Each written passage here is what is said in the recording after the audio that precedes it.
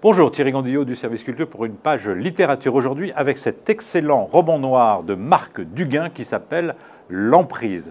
Alors c'est vraiment une plongée au carrefour de la politique, de l'économie, des services de renseignement français. Ça donne pas une image très belle de la politique du CAC 40. C'est très noir, c'est très sombre, il n'y a pas beaucoup d'espoir, mais c'est aussi relativement proche de la vérité puisque Marc Duguin, qui s'est toujours beaucoup intéressé à ces affaires de manipulation, d'infiltration, d'écoute secrète. Je rappelle que c'est lui qui avait fait ce livre sur Edgar Hoover, La malédiction d'Edgar. C'est lui qui avait fait ce roman autour de l'histoire de ce sous-marin nucléaire russe Kursk qui avait disparu.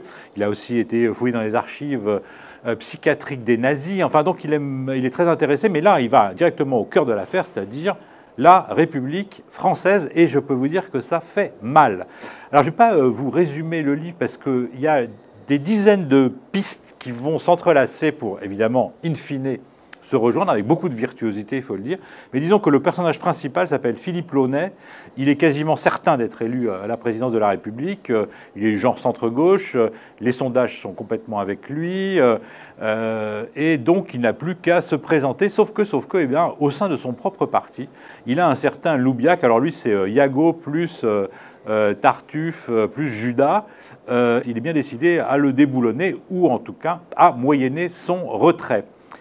Donc ces deux personnages vont s'affronter et en toile de fond, eh bien, il y a aussi une lutte au sein d'un grand groupe nucléaire français qui dans le livre s'appelle Arlena.